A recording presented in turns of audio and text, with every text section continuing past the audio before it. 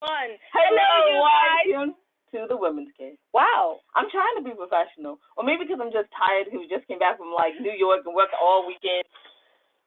Working 7 days is not fun. But just for a little bit, though. Yeah, just for a little But bit. it is fun because we get to bring everyone such good stuff.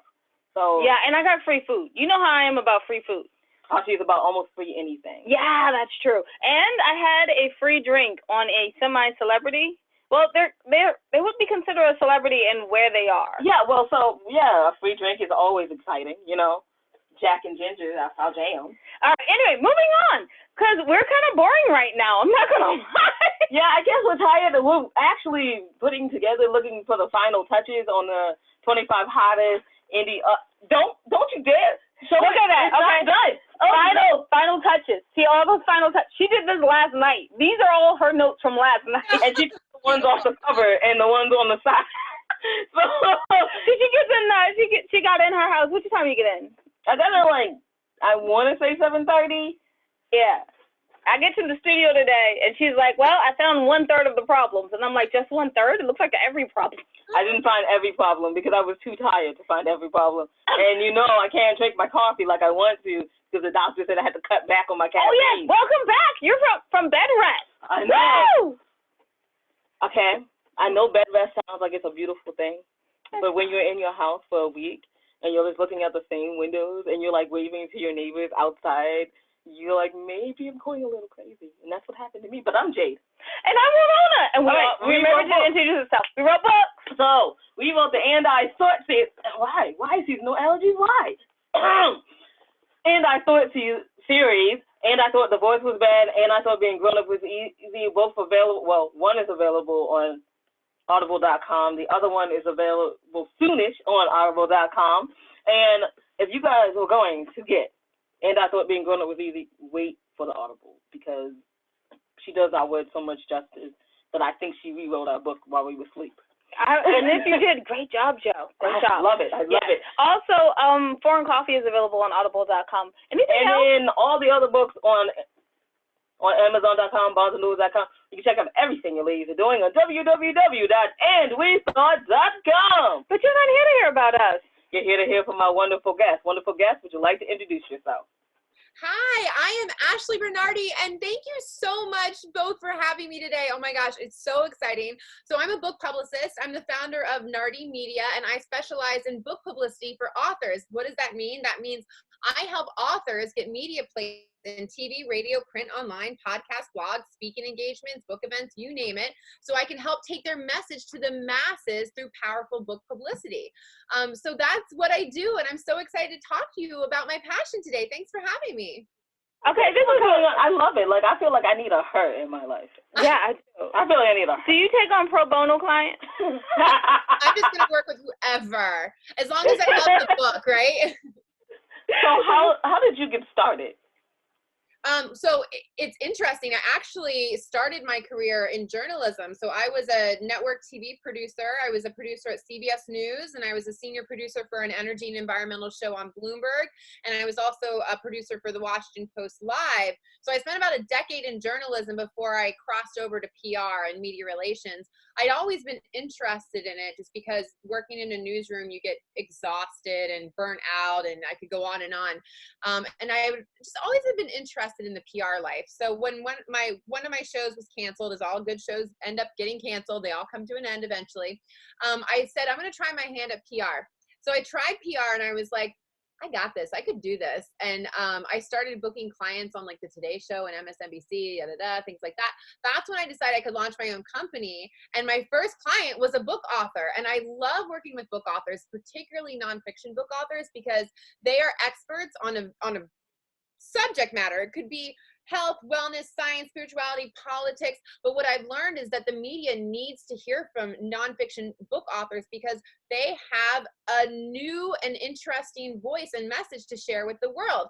And it's my job as the connector to get them out there. So that's how I got started. So I got launched in 2015 with Nardi Media, and I have worked with dozens and dozens of book authors since then, several of them becoming best-selling authors, including New York Times best-selling authors.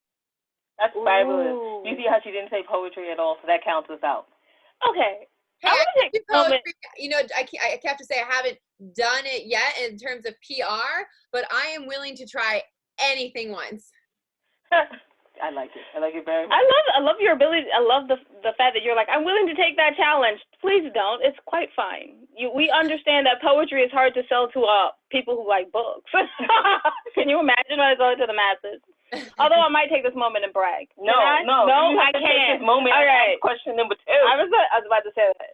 Oh, okay. So how does your background in media kind of give your clients like this cutting edge? Yeah, it actually, that's the big differentiator between me and, let's say, other publicists. And all, you know, there's great publicists out there, but what I have found is that something that separates me apart from other publicists is that I have a journalism background. I have a media background. What does that mean?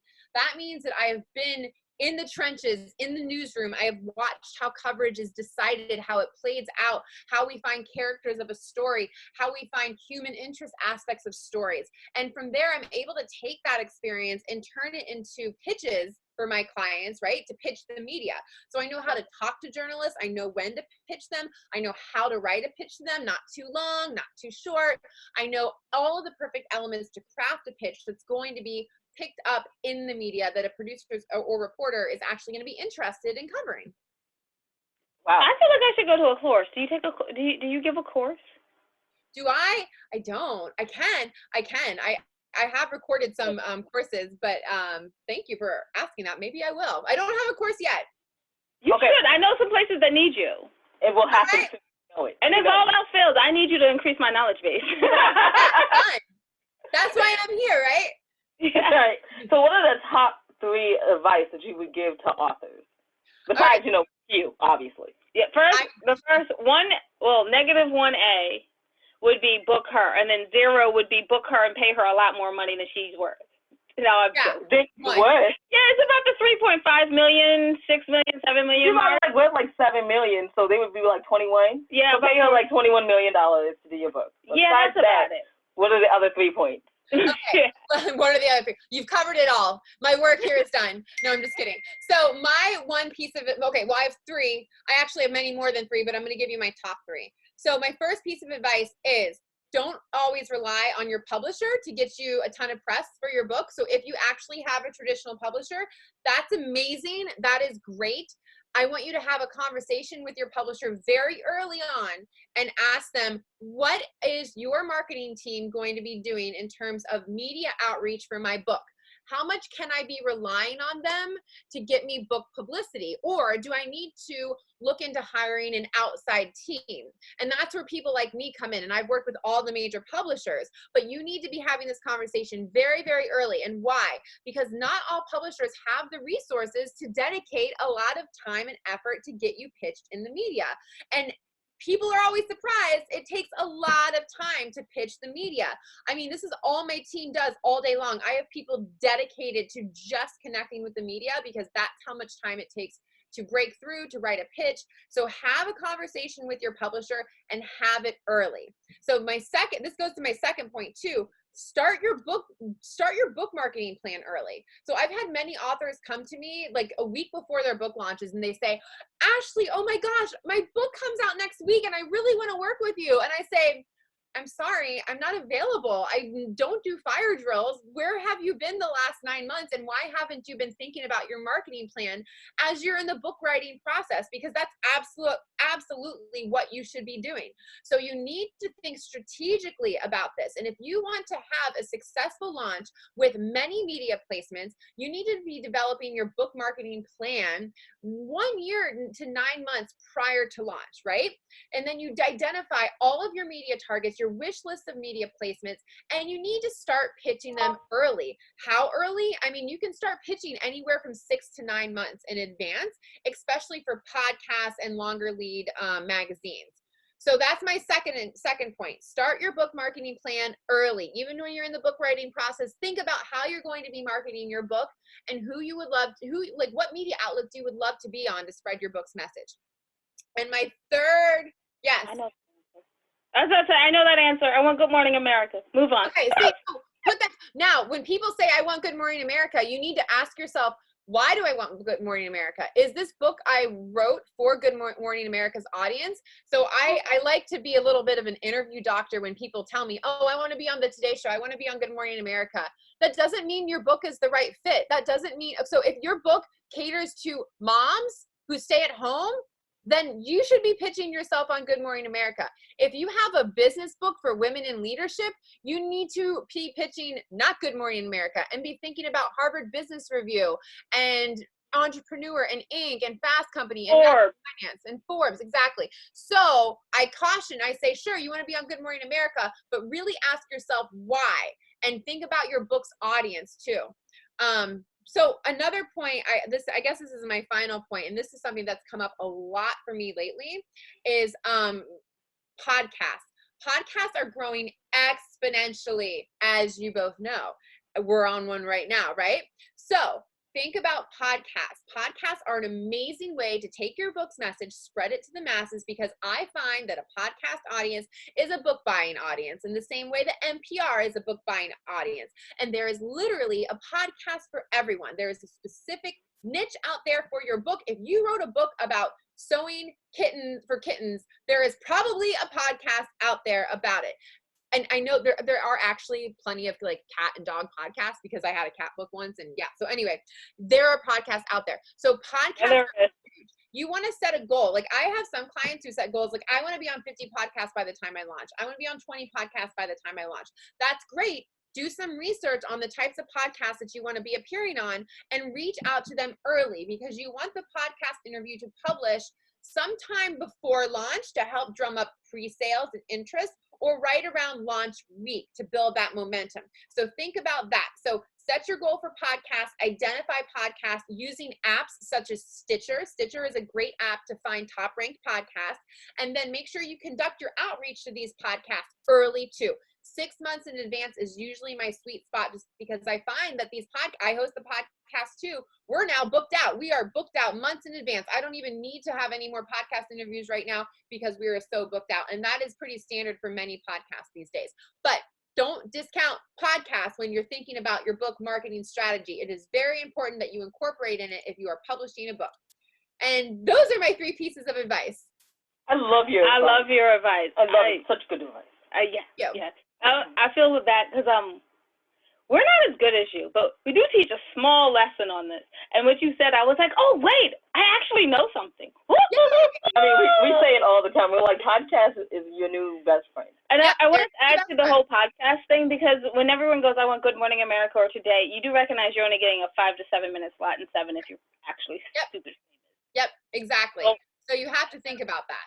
Yeah, and a podcast gives you a half an hour to an hour or 15 minutes to just talk about what you want to talk about, to give people a sense of your personality and your book and what they're actually getting. And some podcasts even let you read a snippet of your book, so that's exciting too. Yeah. Okay. I say that too. They let you go for so much longer, 30 to 60 minutes sometimes. What a great opportunity to sell your book, right? So yeah, you preach it.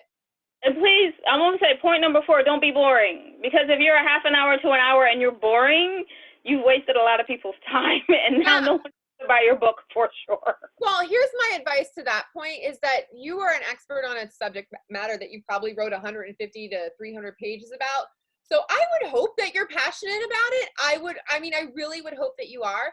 Let your passion shine through. Speak from the heart. Be authentic. Don't have rehearsed talking points in front of you. Don't read that. Speak from your heart. If you need to practice your message prior to an interview, absolutely you should. But yeah, don't be boring. So speak from your heart. Be enthusiastic. It's obviously your passion. If you spent 300 pages writing about it, I'm assuming it's something that you're really interested in. So let that show in your tone of voice. And if you don't think you can do that, find an anecdote that's actually funny and test it on people before you tell them. Yeah, I love that. That's a great piece of advice.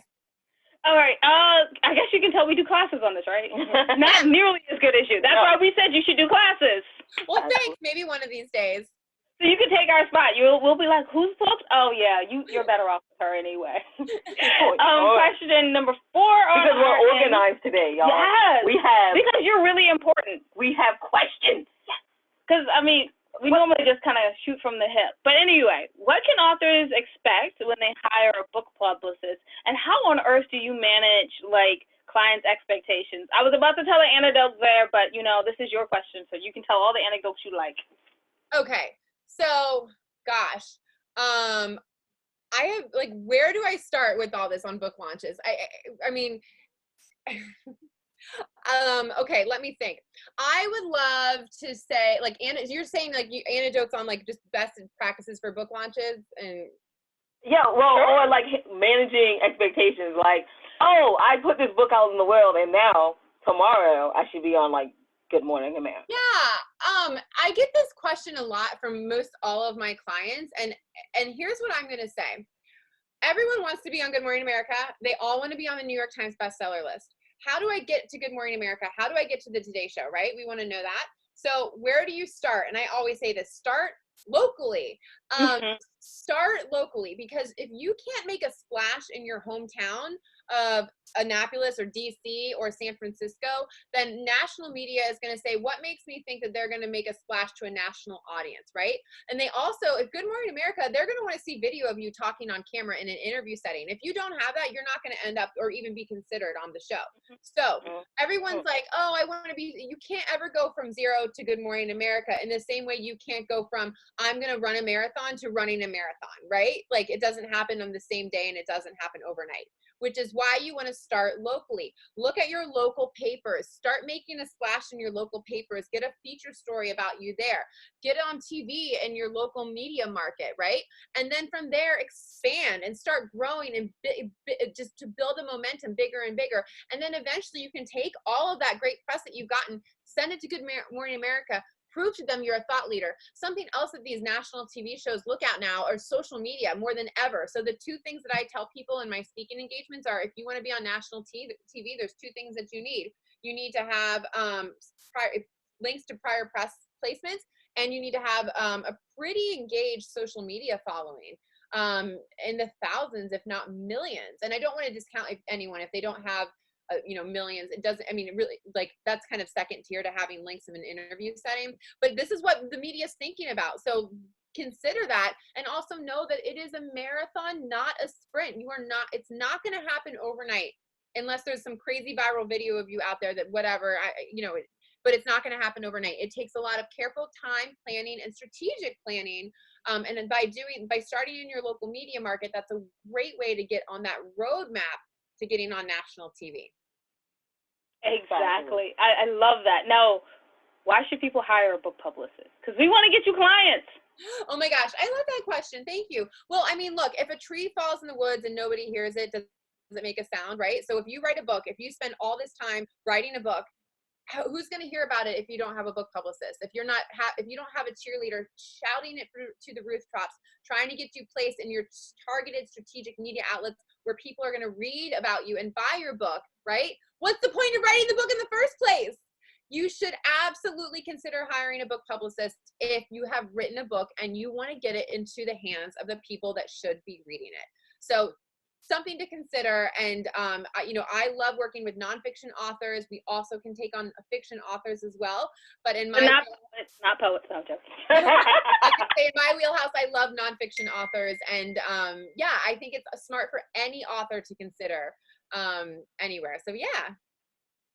Oh wow, you just answered my first A question of question 5. That's fabulous. Where can people find more about you and your company? I love that question. Thank you, guys. So you can find information about me and Nardi Media on Nardi, Nardi, media.com. And you can find everything about me. You can contact us there. There's a video on me about what we do on my website, and that's just a great place to start. Fabulous. Thank you so much for coming on. We truly appreciate it. Thank you. So you can find everything that your ladies are doing on www.andwethought.com. While you're there, go to the ladies page, go to the middle, and see the charities that we proudly support, and maybe you can support them too. Even if it's just with time, an encouraging letter, people love to hear that they're doing good and making a splash in the world. So you can do that also. Yes, Winona, with your hand up. Thank you. You know I was doing the clean, good wrap-up. I was trying to prove that we were professional. Oh. Right. Well, and just in case you take on a pro bono client, we should be professional. Right, but now you messed it up. Now Go I ahead. ruined it. My bad. I was going to say, don't forget that the Inspirational Women in Literature, Media, and Journalism Awards is on March 21st, and that also will support 3 more charities with the proceeds from the tickets there, and that I think we're coming up on the end of the charity book drive for the foster kids. But if you want more information about that, you can go to our Facebook page at Jade Wilnona. And I think that's it from me. Wow, you actually put out a Facebook. Okay, you know what? High five on that one. Yes, I've never done that before. That Wait, while we're here, we should probably say, and click to subscribe. Now I feel like I just pimped it out, right? Like the whole show been pimped out now. What? I feel like it's life. Okay, so remember that wisdom is all around you. And you're open to finding it and accepting it. So peace and love, you guys. Someone, no, who got her nails done to go to New York? And Jade, bye-bye.